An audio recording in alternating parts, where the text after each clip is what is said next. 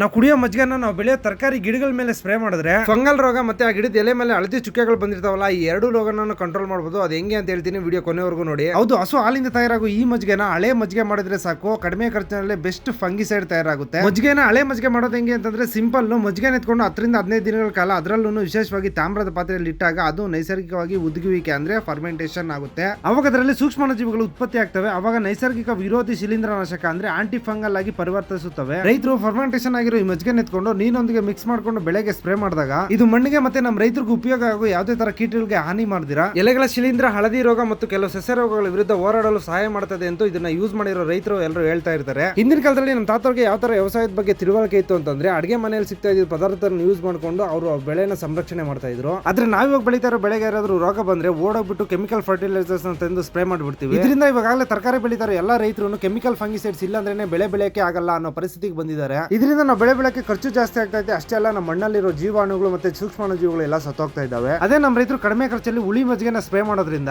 ರೈತರಿಗೆ ಬೆಳೆ ಬೆಳೆಕ್ಕೆ ಖರ್ಚು ಕಮ್ಮಿ ಆಗುತ್ತೆ. ಜೊತೆಗೆ ರೈತರ ಆರೋಗ್ಯ ಮತ್ತೆ ರೈತರ ಮಣ್ಣಿನ ಆರೋಗ್ಯ ಕೂಡ ಚೆನ್ನಾಗಿರುತ್ತೆ. ನೀವು ಬೆಳೀತಾ ಇರೋ ಬೆಳೆಗೆ ಮಜ್ಜಿಗೆನ ಸ್ಪ್ರೇ ಮಾಡಿದೀವಿ ಇಲ್ಲ ಸ್ಪ್ರೇ ಮಾಡಿರೋದು ನೋಡಿದೀವಿ ಅನ್ನಂಗಿದ್ರೆ ಒಂದು ಕಮೆಂಟ್ ಮಾಡಿ ನೋಡೋಣ. ಈ ಹುಳಿ ಮಜ್ಜಿಗೆ ಬಗ್ಗೆ ನನಗೆ ಗೊತ್ತಿರೋ ಮಾಹಿತಿ ನಾನು ನಿಮಗೆ ತಿಳಿಸಿದ್ದೀನಿ. ಈ ವಿಡಿಯೋನ ಎಲ್ಲ ರೈತರಿಗೂ ಶೇರ್ ಮಾಡಿ ಅವ್ರಿಗೂ ಈ ಮಾಹಿತಿ ತಿಳಿಸಿ ಅಂತ ಹೇಳಕ್ಕೆ ಇಷ್ಟಪಡ್ತೀನಿ. ಹಂಗೆ ನನ್ನ ಅಕೌಂಟ್ ಫಾಲೋ ಮಾಡ್ಕೊಂಡು ಸಪೋರ್ಟ್ ಮಾಡಿ ಅಷ್ಟೇ.